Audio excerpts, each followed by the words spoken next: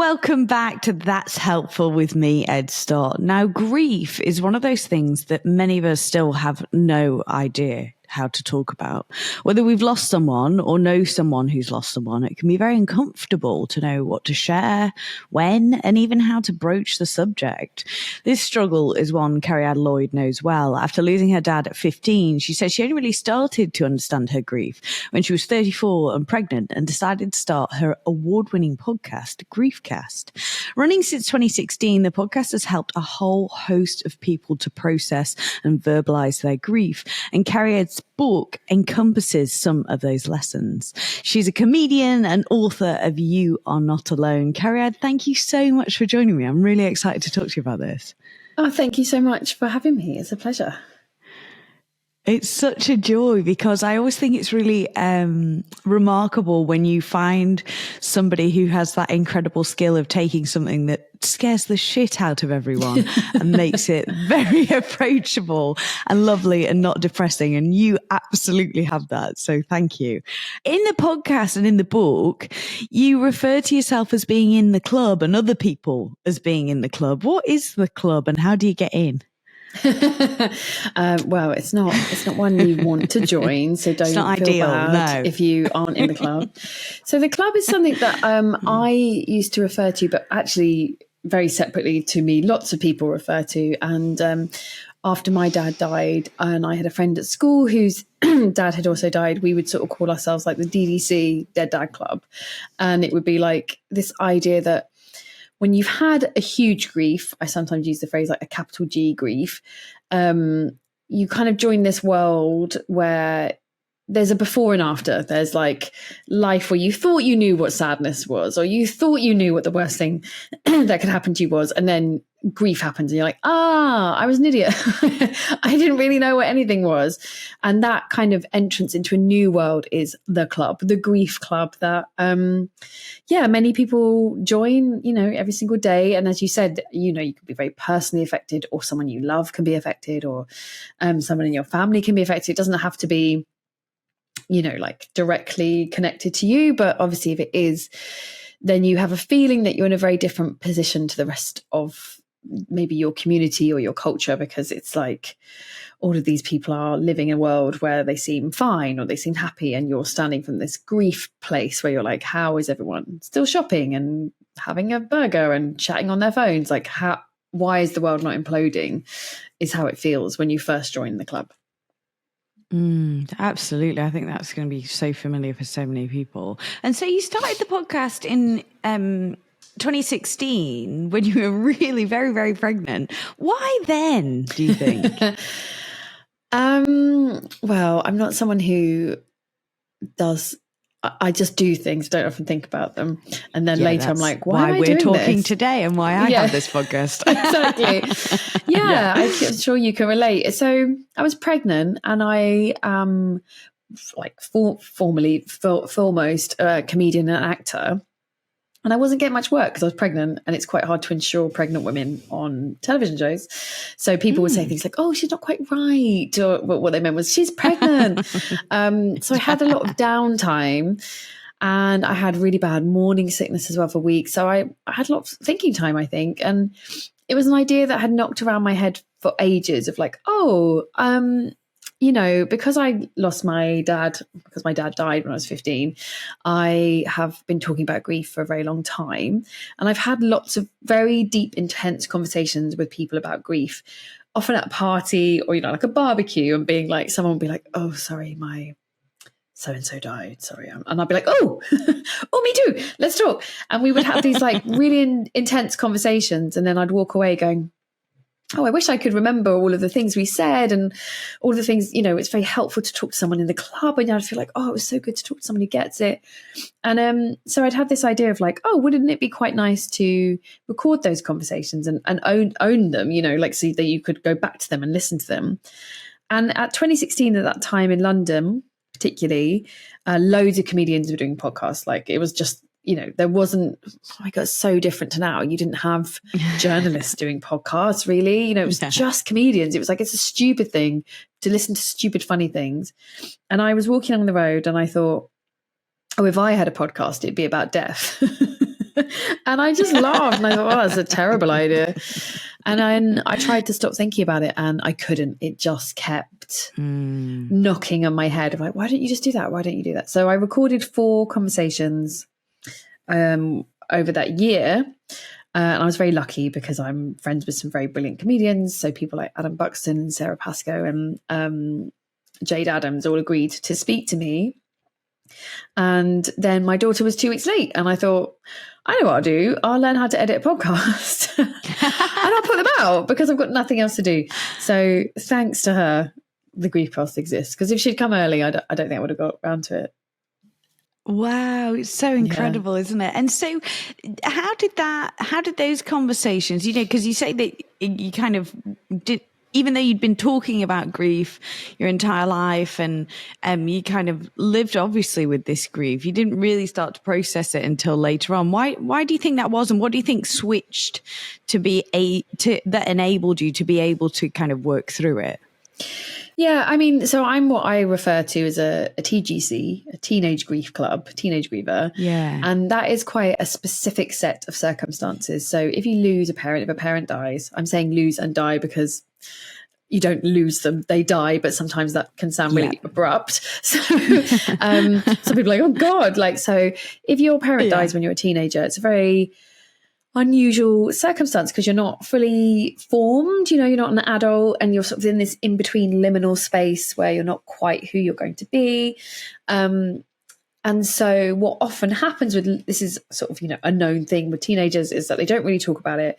They spend their 20s ignoring it. And by 30, it kind of catches up with them, which I think you could argue for lots of trauma incidents.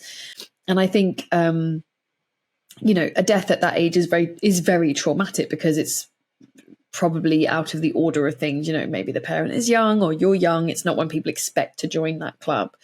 And so I think it's really a trauma reaction of just not being able to deal with it. And what happened was I got to the point where I couldn't ignore it. So I'd gone to my GP because I can't sleep and I'm constantly worrying. And he was like, oh, do you think you need therapy? And I was like, oh, well, maybe. What? Yeah. And then I ended up getting into therapy, getting into it. And then at the same time thinking, oh, maybe I can start talking about this now. And I think it was purely it was literally bubbling out of me. I had to finally talk about this.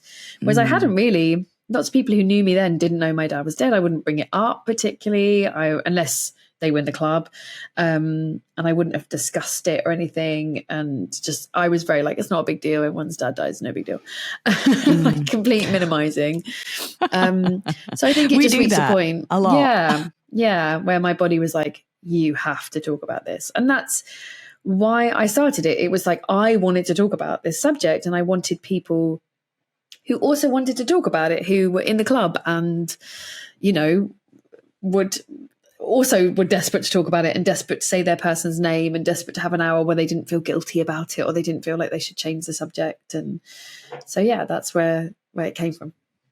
Yeah, because you talk about it in the book, but this idea that we kind of have unwritten time limits on grief, right? Because I guess if you'd brought it up, I'm really going through some stuff about the death of my dad, and then someone went, oh, I'm sorry, how long ago did he die? And you go, 19 years ago. Yeah. And people will be like, what? But it's not how grief works. What have you learned doing this about those, just unimportant timelines that we do put on grief? Yeah, that was a big part of the book because having done the podcast for 7 years and interviewed nearly 200 people, I would say one person in 200 said, I don't really think about it. Everybody else was like, and they're a liar. Up. Yeah, it's maybe that was their truth, but I'm teasing. It's not common. Yeah. And so all those other people were like, I have days where I'm fine. I have days where it doesn't bother me, but at some point in the year, it will bother me, or I'll be worried, or I'll be upset, I'll be sad. I remember them because it's sad. And when I started the podcast, I came from this point of view that, it's very embarrassing to still be talking about. It's very embarrassing. It happened ages ago. And then the more I talk to people, the more I realize, it's not embarrassing. It's normal. It's really normal. But as you said, people's reaction to it is, well, that was a long time ago.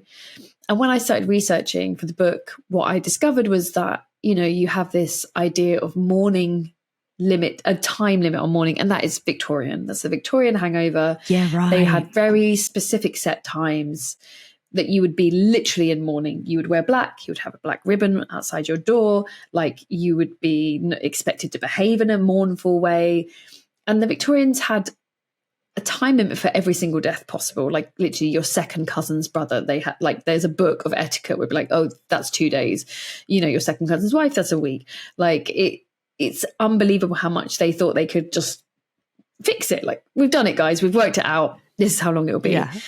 And, a widow is like a good year's worth of full mourning, and then they have half mourning and all the rest of it. But I think that is what we're still dealing with, that people still think roughly a year, like, I'll give you a year and then get over it, like, cheer up. Yeah. And I think people find it really hard when someone is still not okay after a year, or even, which is a very common thing, they're kind of fine for a year and then they crash year 2, year 3 because it's hit them like, oh my God, then they really are dead. And everyone's like, but you were fine for a year. Why are you now? It seems like going backwards to us when we view it as linear. But that's just not what's so great about having done this podcast for so long, is you just go, it's not true. Like, here's my evidence. Here's my 200 episodes research. No one else felt like that. So it's normal to still feel grief many, many years later. And it's fine. If you feel it, it's totally fine. Doesn't mean you're doing it wrong, or that you've mucked up, or you missed an opportunity to get rid of your grief. Like, that's not how it works. Yeah, so interesting. And so obviously, you've done this 200 episodes, and probably many, many more before you started recording them. But out of all those conversations and that research, what has that led you to define grief as now? Because it's something that's quite hard to pin down, because obviously everybody experiences it differently. But in your mind, what is grief now? Oh, that's a good question. I think the problem with grief is that the word doesn't do justice to the feelings. So when we say grief, we act like it's the same as anger, sadness. And it's like, grief means anger and sadness and happiness and denial and refusal and, like, joy that someone is free of an illness, and depression and regret. Like, grief is how much I can swear, a shit ton. All you want. All I want, great. A fuck ton go for it. Of emotions. And I think that's the biggest problem, is we think of grief as like being a bit sad because someone is gone. And actually, it's not that simple. You are desperately sad they're gone. You might be angry with them that they died, even though that's completely irrational. You might be angry at them because you didn't have a good relationship with them when they were alive and they didn't make amends. You might be angry with yourself for not making amends. You might feel happy that they're out of pain, but you might also feel terribly guilty that you feel that. It's everything that comes with the death of somebody who's significant to you. And I'm very careful not to use, one of my bugbears is like people being like, grief is the price you pay for love, which I just think is bullshit, because you can still grieve and have had a really difficult relationship with someone. So it's really important, I think, that we separate this idea of like, oh, it's where all the love you have, it's got nowhere to go. And it's like, yeah, for some people. And for some people, it's really complicated, and it's love and it's anger and it's hate and it's, joy and all of these things. And I think we just have to understand that grief is not one thing. It's this maelstrom of emotions you feel when someone is significant to you dies. Yeah, because it's also the physical sensations too, isn't it? Yeah. Like that feeling of it all being in your throat, the heaviness in your chest, those kinds of things really tie into grief too. It's I don't know that there's anything else like it. No, I mean, I guess the only other thing is like heartbreak or falling in love, like you feel things very physically. And I think that's the weight of grief, the weight of grief. It matters as much as falling in love. It's that important. Your body, it's not just, we would love ourselves to be much more simple and be like, my brain tells me they have died. People die. That's fine. But it's not how it feels. It's not how it feels to be a human. It's not how it feels to love someone or for someone to matter to you, whether that's positive or negative. And And yeah, the physical symptoms, you get people who can't sleep, who get completely insomniac. You get people who can't stop sleeping because they're so exhausted from feeling all the emotions. You know, you get developing anxiety disorders or panic attacks, or like you said, this pressure. It's the same part of your brain lights up in grief as lights up in depression. And grief is not a mental illness, very clearly, but it feels the same isolation. No one understands me. I'm completely alone. And that feeling is really correct, because what no one understands is your relationship to that person. Like, that's a unique experience, but people can understand your pain and your sorrow and your anger and all of that. But it's a very isolating feeling, because you are the only one who carries what that person meant to you. You know, even if you write it down or you talk about it, only you knew what it was like when it was you and them and no one else. Yeah, absolutely. And so you obviously have spent a long time talking about your grief, spent a long time in therapy. How did actually processing your grief change you? Oh, I think it's really hard to describe. It's really hard to sort of sum up. But I think what I didn't realize was how much grief I was holding on to. So I was because I was a teenager when it happened, and I felt so overwhelmed by, you know, the hugeness of these I never ever felt before. I was very scared of it. I was very scared of my grief, and I was very like, just keep the lid on, because if you open this box, you never close it. And what therapy taught me, and what the podcast and writing the book taught me, is like, you can open the box, get a bit out, and close the box again, and it's okay. It's not going anywhere. You haven't let the box down. You haven't let yourself down. The box isn't going to like wake up in the night and get you because you opened it. And so understanding that, like, to process grief is a lifelong process, and it will change, you know. So you can, you know, I in therapy at 36 might have been like, oh, I've done it, and then I turned 40 or I have my second child, and your life is constantly evolving, and therefore your grief evolves with you, because you're constantly having to reassess, oh, what would I think about them now, and what would they think about this decision, and how would they have related to this person in my life. So once you let go of the idea that you can fix it, that you have any control over it, that you can make it go away, it becomes much easier to carry, because you're like, oh, it's just a thing I have with me that's part of my narrative and will constantly be there. And so that's what the biggest change for me was, like, not fighting to get rid of it. That's why I went into therapy. I was like, please make this go away. Like, what do we have to do for this to just go away? And then they were like, oh, it will never go. And I thought, oh, that's not what I wanted to hear. But it's a better, obviously, life lesson. Yeah. And do you think, because you talk about that in the book, don't you, that, you know, that the grief never goes away, and that was a realization that you came to, but do you think that realization enabled you to make room for it in your life? Yeah, definitely. Because if you're not trying to get rid of something and destroy it, like it's, you know, a germ on the work surface, you need to like get the bleach on, then you can be like, oh, it's just it's part of it, in the same way that like where you went to school is a part of you, or like how you dealt with your first breakup is a part of you. Like all those things make us. And I think I learned to see my grief as just a part of me that wasn't, you know, so sad that it deformed me in some way. It was just like, it's a thing. It's just a part. It is a very sad thing that I have to carry. And that's not to minimize it, because it was really sad and it was really awful what happened. And it's unusual to have a parent die at that age. Like, it is, you know, when you look at statistics, it's a small amount of us that have parents die in teenage years, or even worse before. And so it's important to go, yeah, it is really sad, this thing that happened, but it's also, I can carry this sadness. Like, I know how to carry this sadness because I've talked about it so much, and I've let it be, I suppose, rather than tried to. So then, sorry, I'm trying to answer the question succinctly, which I'm not very good at. It's fascinating, and it's incredibly helpful, because I think so many people, these are things that everybody's wrangling with. It's really, really helpful. Please don't apologise. I think the biggest thing is, so what people often refer to as grief waves. You get this sudden wave of grief that hits you, and it can be seeing someone that looks like them in the supermarket, or perfume smell, or the anniversary, Christmas, birthday. This moment where you're like, oh, fuck, like, and what I've learned, this is again, the only thing I can pass on as like a grief elder who's been dealing with this for a long time, is you just learn that will pass. And that's an amazing experience, because when you're first in it, those first few years, you're like, I'm never going to feel happy again. I am never going to feel joy. Everything is pointless. But when I'm like 26 years down the line now, you just get very good at going, oh, here it is. Okay, it's a griefy day.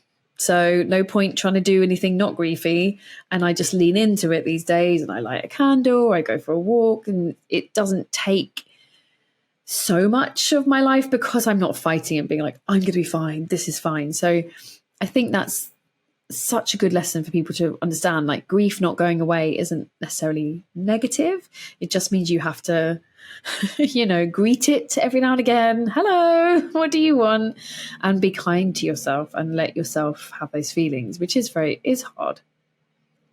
Yeah, absolutely. I guess when you see grief in yourself, or you feel that grief, and it doesn't send you looking for a solution that you're never going to find, then you can, you're not running around the edge of it, are you? You're actually just sitting with it, and then it passes. Yeah, and that's all grief ever that wants to do. Like, I always felt grief was trying to like pull me down, make me feel sad. Actually, it isn't. It just wants you to just have the feelings, whether it's sadness or guilt or anything. It just wants you to have them. And, anxiety often is accompanied grief, because your anxiety is like trying to ignore the feelings you don't want to feel. And so I think I always say to people, like, don't be hard on yourself. Like, if you're not feeling those feelings now, do you know what? Don't worry. It will wait. It will wait. Mine waited for like... It's gonna get you. Yeah, mine waited for 15 years or longer. And, I remember when I was first trying to get therapy, and I was doing actually on the NHS here, and they said to me, there's this huge waiting list. Like, who knows when you'll be seen? And I was like, my dad died when I was 15. Like, I'm 34. I got time. One thing I can do is wait. Like, I can wait. I have no problem waiting. And they were like, oh, okay. And like, a year later, they rang me, and I was like, still the same problem. Don't worry. It hasn't like gone anywhere. Just pop that cork back in. It's ready, guys. So I do always say to people, like, don't worry, if you're not feeling it now, it's fine. But if you begin to get the awareness of like, oh, here comes a griefy day, it's trying to lean into it a bit and being like, okay, I'm just going to let myself have a griefy day rather than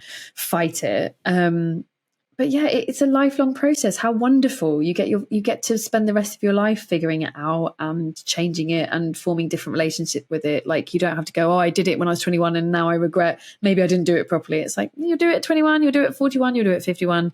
It will always be a part of you. And that's because that person was significant. It would be so weird if it wasn't. Like, if you think about the reverse, what we'd like to be true, that grief goes away after a year. How weird to be like, oh, the person who is responsible for my existence, 50% of my DNA died, but yeah, I don't know, it was a long time ago. Like, yeah, I'm good. I'm fine. Yeah. That's not how we know that's not how humans work. No. And it would be really odd because he is significant, but that doesn't equally mean I don't have like a shrine which I'm weeping to every morning, but I do allow the sadness to be there. So it's trying to get people to understand, like, it doesn't mean your life is going to be sad forever, but it does mean grief will somehow be a part of it in some way.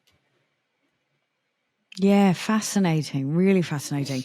And so I guess one of the things that screws so many of us over when it comes to grief is this idea that we should be following 5 stages of grief, and that it should come through and we should process it. And then it's like they should all come in a particular order. how have these 5 stages been misconstrued, and why are they particularly unhelpful? Yeah, I mean, like the first chapter of the book, I literally wanted to call "fuck off" 5 stages, and I think I managed to not call it that. But yeah, I mean, the 5 stages is fascinating, and I think even if you've never had a big grief, most people have heard of the 5 stages of grief. I mean, like there's a Simpsons episode that like references it, and it's very much in our cultural air.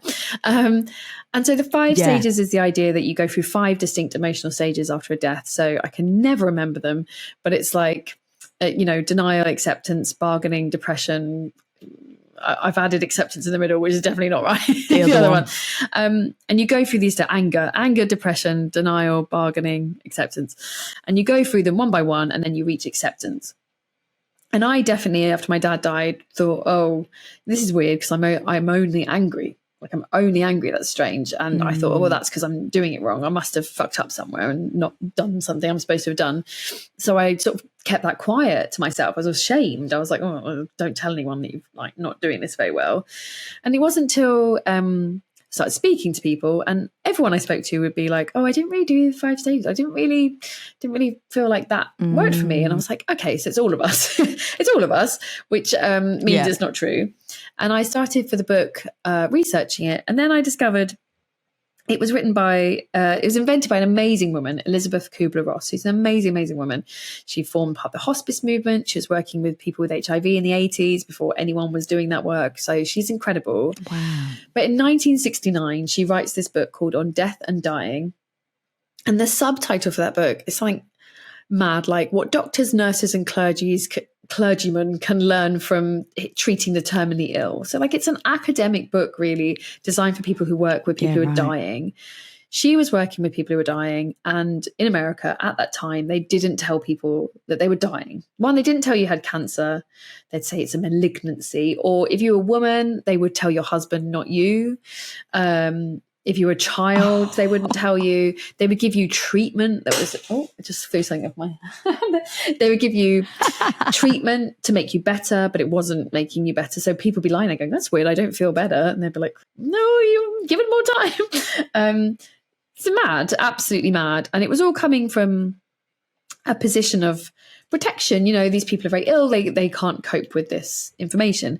And she noted that if you did tell someone they were dying, it gave them a peaceful death. And what she noted was if you told them they were dying, they went through 5 distinct stages.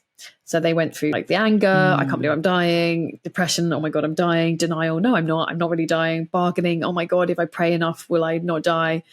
Whatever one I've missed. And then they would accept I'm going to die. And so she wrote this book saying, look, we should tell people they're going to die, and we should use the word cancer, and we should tell their families, because it's really important when you're dying that you like have these conversations, all the stuff that now is completely normal to us. And you'd be like shocked if someone hadn't had the opportunity to like resolve their issues.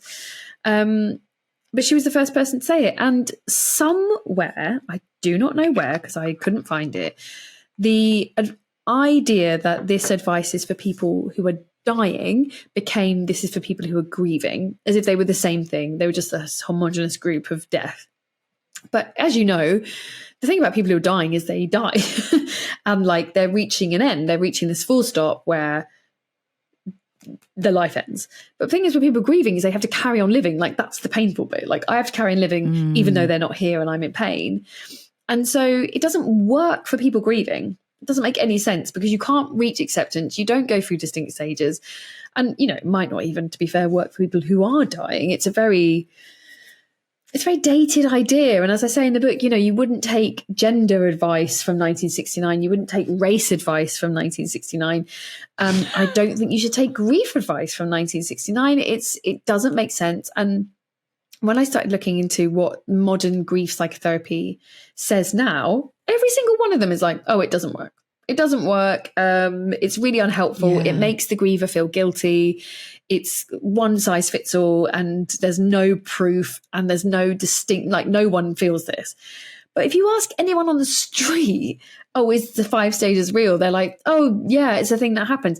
Whereas there's all these other theories that I wrote about, like the dual processing model, which like no one's heard of. And I was sort of enraged at my desk writing. So I was like, fucking hell, like there's all this whole community of academics going, oh yeah, we know that's rubbish. And no one else, it's not getting passed down. Like, why are we, I wanted to shout out the window, like, guys, it's rubbish. So that's why it's the first chapter. And that's why I talk about it a lot when I do podcasts, when I do events, because there's always someone at a book signing who comes up to me and was like, oh, I really thought I was doing it wrong. I'm like, no, there's no right. That's the problem. There's no right.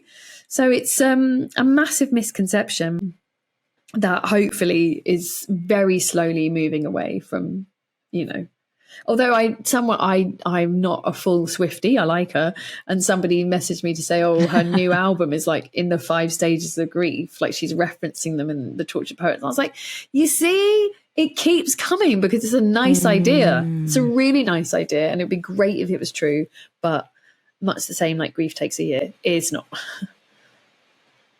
Yeah, absolutely. So helpful to know. And but one of the things that you said and you touched on there that actually you did find very useful is dual process. Yes. What is that and how can we use it? I love the dual process. It's so cool. So it's by Straber and Schutt, and they came up with the idea that there's 2 states of grief. So basically there's the state where you're like wailing, snot coming out your face, you're on the floor, you don't know why you're on the floor, how that happened. And then there's the other state, restorative, where you're out with friends and you're not thinking about it, or you're just constantly watching Netflix, or you're scrolling on your phone. And everyone I spoke to would always say to me, oh, I feel so bad because I'm not thinking about it. I've like blocked it out. So I'm obviously not processing it. And what dual process argues is you have to oscillate between those 2 stages. So you have to have the griefy bits, but you also have to have the bits where you don't think about it. Those bits are as important as the snot wailing on the floor. But because we think grief is snot wailing on the floor, we only feel like that's proper grief, that's real grief. All this other stuff's sort of like diet grief, it's a bit fake, it's not real. And actually, they're as valid as each other. And when you're not thinking about it, when you're in restorative action, and that does mean like, when I say like, I mean like things like that are nice not to think about it, not like getting blind drunk and like, like numbing your brain. That's a very different processing.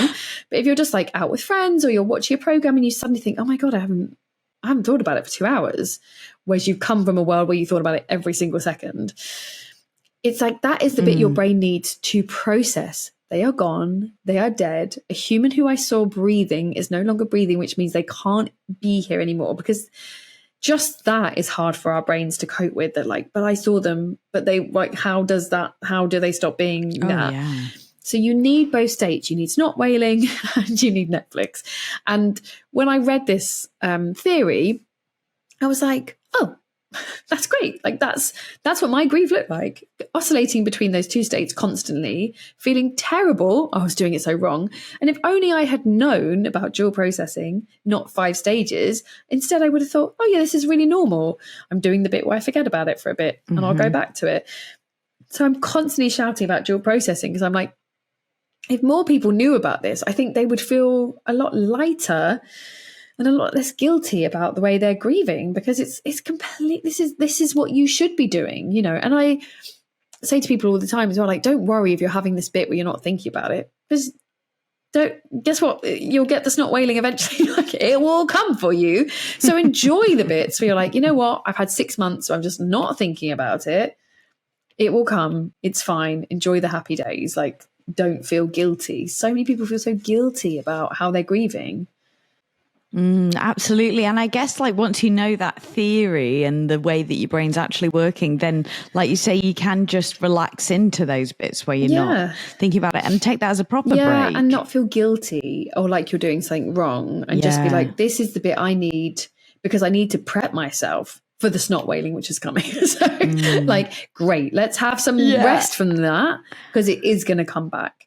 Yeah, totally. Absolutely. And so, in all of this, one of the big things that's been the theme of helping you work through your grief has been talking about it. But whether or not we've lost someone or we know someone who's lost someone, why should we all be talking about death more?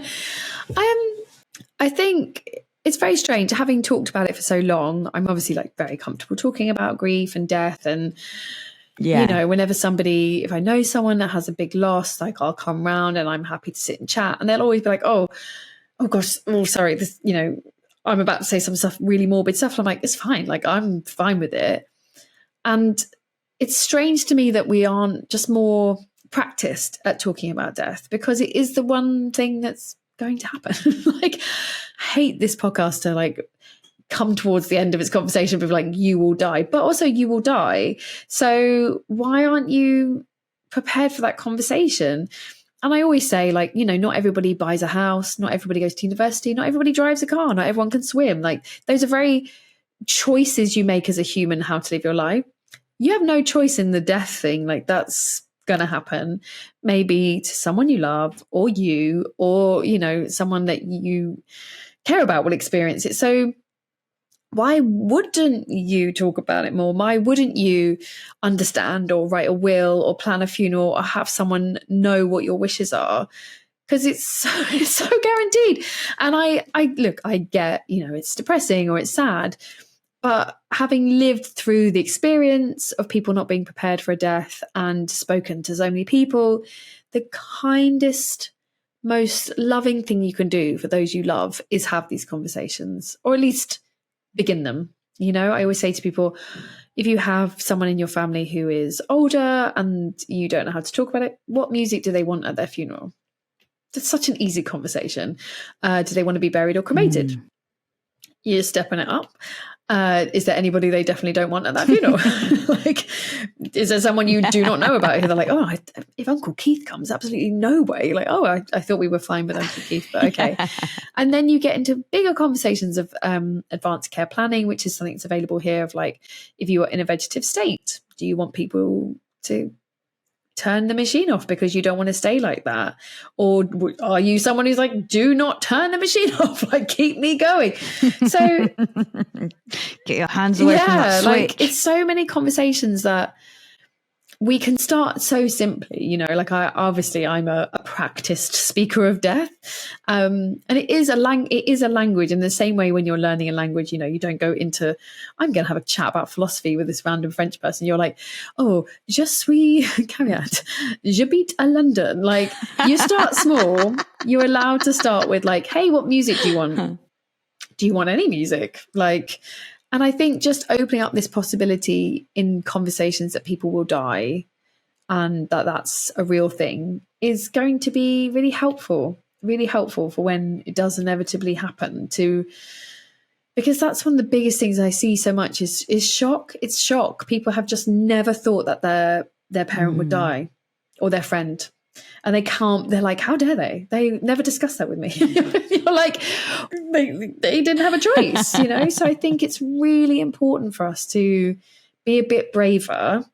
And as we are with so many conversations now, we now understand things that make us uncomfortable might mean we need to have that conversation. And it's very similar with death and grief. It's like, just because you're thinking, oh God, this feels awful, that might mean you need to have that conversation. But I'm not saying it's easy. It's not easy, but you got to do it. Yeah. Yeah, absolutely. And so if we do know somebody who has lost someone, this is one of the trickiest things to deal with, especially if, as you say, if we don't speak the language of grief. How do we broach that with them? What do we say to make that better? Like, what's the thing that we should be saying if we know someone who's lost someone?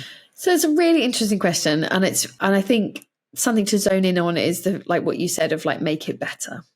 And I think the really key thing is to get that off the table straight away. You can't make it better.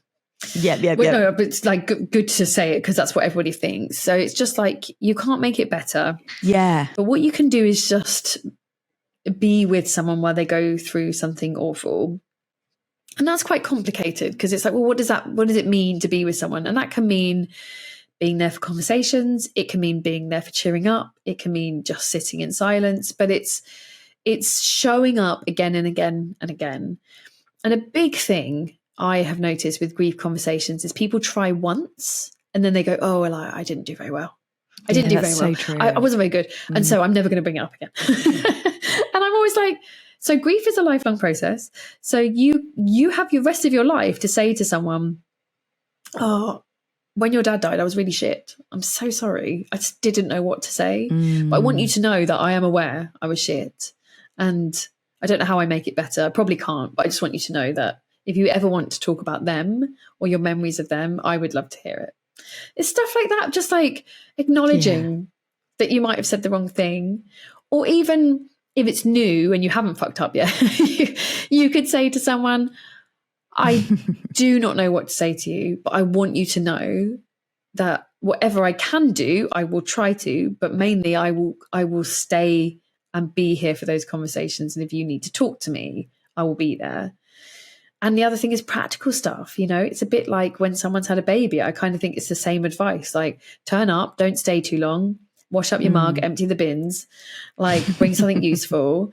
But lots of people do lots at the beginning. You know, there's the drama of a sudden death and the drama of a terminal illness. So people are like, oh, I'm bringing the lasagnas. I'm here. And then that's the big thing, is like it trickles off. And most grieving families are left like 6 months later going, where did everyone go? Like there were so many people here promising to help us. And now we're like, oh, we need some help with the loft. Hello, we need some boxes. So show up after 6 months. The other thing I think you can do, which is so easy in this day and age, put a note on your iCal on your phone a year from now of the anniversary. So if you've got a friend, just scroll forward, put it in, Laura's dad's day. That's all you have to put. And then when you see that in your calendar a year from now, because you'll have forgotten, of course you have, that's fine. That's not your life. You see that in the calendar, you say, oh my God, a couple of weeks, it's her anniversary. You text Laura and you say, hey, I just remembered. You don't have to say the iCal bit. You can say, hey, I just remembered it's your dad's anniversary this month, thinking of you. Stuff like that is just gold for someone to just like acknowledge, they remembered this is hard for me. They remembered that this month is shitty, because the person grieving will remember. And we have like, you know, our phones are this amazement of technological reminders. So, you know, you can always message someone. The least you can do, I think, is text them saying, thinking of you. If you really feel like I can't say anything, it's stuck in my throat, I don't know what to say. Or if you have had a grief and it's really triggering for you, that's also quite a common thing, that someone joins the club and you're just completely thrown by your own grief. A text, a DM, a WhatsApp, an instant, whatever messaging you know them from, just thinking of you is enough just to be like, oh, okay, I am letting them know they're not alone, because that's how they feel. And maybe in 6 months' time, when I feel a bit stronger, I've read some books and I've worked out how to deal with grief. And I did an event the other night about my book, You're Not Alone. And somebody was like, oh, I want to give my friend this book, but I don't want it to be awkward. Like, what should I do? And myself and the panel, and I felt a bit like icky about saying it, but I was like, why don't you read the book? Because that's the other thing, is you can read a book about grief and then say to them, oh, hey, I read a book about grief. And rather than being like, they should read it, they should listen to this podcast. Like people go, oh, I'm giving them all this fucking stuff to do when they're grieving. You know, there's loads of podcasts about grief. There's so many, mine and many more. The Grief Gang is a really brilliant one. This run by Amber Jeffrey, who's amazing. I'm sure that, Good Morning in Australia, it's another amazing one. So you can listen to some, you can read a book, and you can be like, I kind of get my head around what they are experiencing. So now I can say to them, hey, I listened to this really good podcast about grief. It might be too much for you right now, but just letting you know, like, here's the link. Something as simple as that. It's like, not only did they think of me, they did the work for me, they're leaving me alone, they're not expecting me to like thank them for it. It's really, really tiny things you can do that make grieving people think, oh, okay, when I'm lying there snot wailing thinking nobody cares, you're like, well, I do have some evidence that people do care, don't I? And that's really important. Yeah. What about if we don't really know the person that well? You know, maybe they're a work colleague, or like we had them on Instagram, or like we went to school with them like 20 years ago, and we see some really sad news, because I always feel dreadfully guilty for, you know, not knowing what to say, but also thinking, am I going to weird you out if I say something like, are you going to think that I think I'm entitled to like be privy to your grief? Like, you know, if we don't really know them that well, what's the best thing to do in that scenario? That's a really good question, because there are so many different circles these days of like, you could know someone from Instagram, which means you've never met them. So like, I think if someone posts, so this is Instagram etiquette for me. If someone posts on Instagram, like a picture of their dad and they're like very sad, say, I would always leave a comment. You can leave a heart emoji, or you can leave, I'm so sorry, thinking of you all, like huge love to all your family. Or like, they sound amazing, I'm so sorry. Like, that's the least you can do, is leave a comment if you really feel like, I don't know. And I think trust, when someone's grieving, like they won't be like, oh, all these people are being nice to me. Like, you know, it's nice. It's nice that people, because you have this awful feeling, and if it doesn't get reflected back to you, people are like, oh right, yeah, okay. You think, oh, that's weird, because it feels to me like a massive significant thing's happened, but you're acting like it wasn't. And I would also say, you know, if it's someone at work, again, a message is, or an email. I've emailed people just being like, oh, hey, I heard from so-and-so that your so-and-so had died. I'm so sorry, just thinking of you all. Like, that's absolutely fine. And then I would also say, like, don't be afraid to mention it. I think that's the thing, like, especially if someone comes back from work, that's another common thing that's come up on the show. They had to take 2 days off or something because they had to go to a funeral, and they come back and everyone's like, oh my God, don't say anything. And like, actually the best thing you can do is be like, oh, hey, I'm so sorry. I heard you were off for your mum's funeral. Just want to say, I'm so sorry. I'm sure that must have been like a fucking awful day. And just, you know what, then the key is, then don't say anything else. Just let them take the lead. Because if they go, oh, it's no big deal, don't worry about it, then you're like, okay, I've said it. They don't want to talk about it. That's fine. But don't you be like, oh, well, no, I feel terrible, I shouldn't have said anything. No. They're grieving. They're figuring out how to deal with it. So you've said your thing. That's fine. Just stay silent. Or they might say, oh, thanks very much. Actually, it was, you know, and they might talk about it. But it's when you come into a space and no one acknowledges it, it feels so weird. And that's what I had at school. Like, some people acknowledge it. Some people just were like, I'm not going to say anything. And you'd be like, I feel so weird because I know you know. I know you know. Yeah. And you're not saying it. It's like if you've changed your hair color and no one mentions it, you'd be like, fuck, I fucking bleached it. Come on, we need to talk about it. So it's blue. It's blue. So yeah, I think don't be afraid to say something, even if it's crap, even if you afterwards like, oh God, that was so bad. Even if they seem like, oh, I don't want to talk about it. Fine. Like, they're allowed to say they don't want to talk about it. And you're allowed to have said, I'm sorry for your loss. Like, that's, again, I think we just panic if it seems awkward. We're like, well, that was awful. I shouldn't have done it. They're upset with me. Yeah. And I think that obviously, you know, you have to take the lead from them. If it really seems like they don't want to talk, then don't keep going, no, we need to talk about this. I read a book that says it's important to talk. Down. Yeah, you have to be like, oh, okay, fair enough. Like, they just, you know, some people are very private, and that is absolutely fine. So you're having to judge by what they give you, but don't be afraid to say, I'm sorry, or send a card as well if you want to be super old-fashioned and lovely, because then you don't have to see their face. Like, if you are worried that it's going to be, you know, too much or something, I think it's just try and acknowledge it. Absolutely. And there's so many things that we can do. You know, you've been obviously experiencing this and talking about this and writing about this for a very long time now. But if there's only one thing that we take away from the conversation, what's the one thing you want people to take away?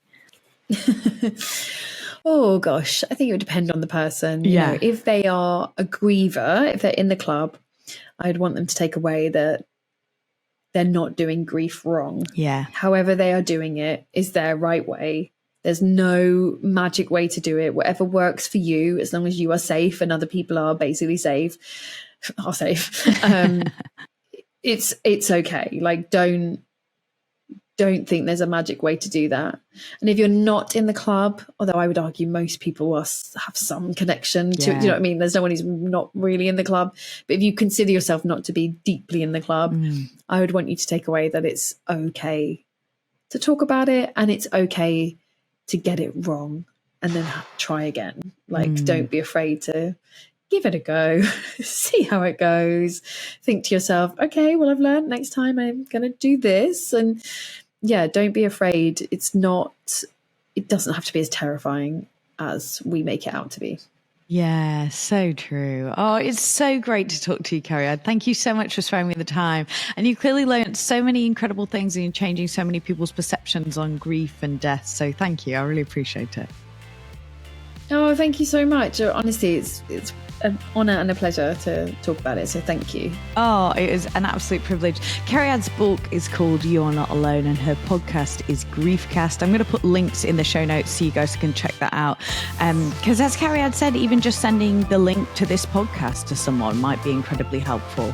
Thank you all so much. I sincerely hope you've enjoyed this episode. If you have, please think about leaving me a review wherever you're listening. I'd really appreciate it. I'm Ed Starr and I sincerely hope that's helpful.